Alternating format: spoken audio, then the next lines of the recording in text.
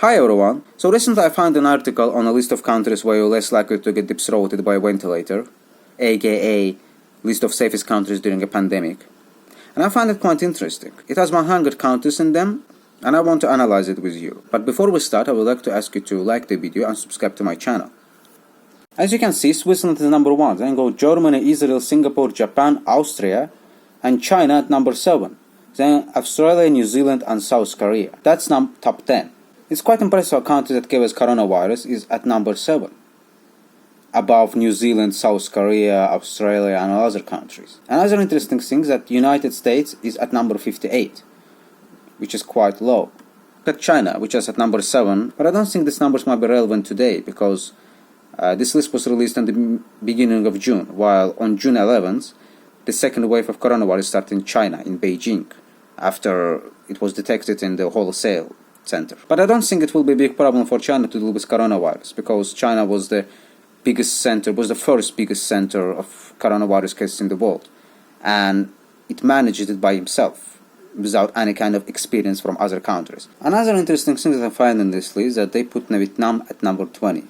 And if you look at the statistics, as you may see, Vietnam they have 352 coronavirus cases overall, 0 deaths and 329 recovered, 23 active cases. The same Taiwan has 446 cases, 7 deaths and 435 recovered, which says that they have only 4 active cases.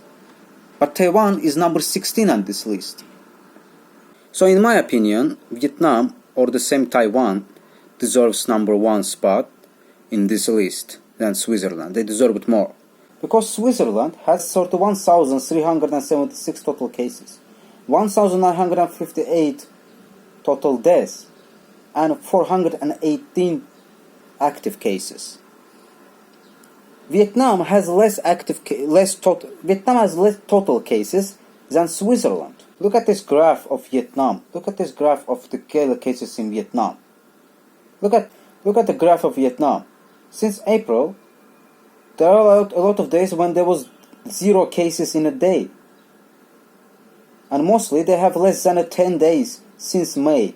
Only 2 days there were over 10, 17 and 24. It was in May. And that's it. While Switzerland still has daily cases every day. Yeah, it's near 50. The last time it was 44 cases. While in Vietnam there wasn't cases at all. So considering the statistics, I think the Southeast Asian countries truly deserves the number 1 spots. And I think that at the end of the day, the most important thing is the result. Having the least amount of cases and no deaths is more important than what kind of measures you did, how your government responded. And even if we're talking about responding, these Asian countries, Vietnam, Thailand, Japan, South Korea, they were the first countries where coronavirus actually started. They were neighboring to China. It all started there in January. And they handled it very well. Vietnam was the first country, one of the first countries that closed the border with China back in January when they all started. While in Europe it started in February or in March, so basically Europe had at least a month to observe how Asian countries handling coronavirus and get that foreign experience. While Asian countries didn't have this foreign experience, they had to do it on their own. But in this list they have Switzerland, Germany and Israel in top 3. Yeah, Israel is a Middle East, but it's considered as a European country. And I don't think it's fair. I don't think I can agree with that. Yeah, Germany did a great job. Germany in handling with coronavirus. Yeah, measures, everything was great. But Germany also has almost 10,000 deaths and almost 200,000 cases. Is this a success? I don't think so. Compared to Southeast Asian countries. No offense, but I think Europe failed in dealing with coronavirus compared to Southeast Asia. And it's in every list. In every list, there is always some European country on top 1, top 2, top 3. They have some Southeast Asian countries in top 10 too. But they never give them top 1 spot.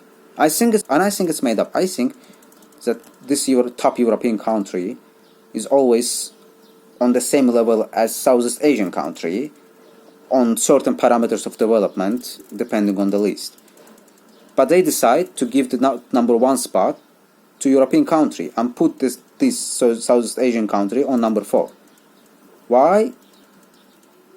To make Europe still seem the best part of the world. They desperately want to show Europe as the best part of the world. And I've been in Europe. It's not. I'm sorry, but it's not the best part of the world anymore. Southeast Asian countries are.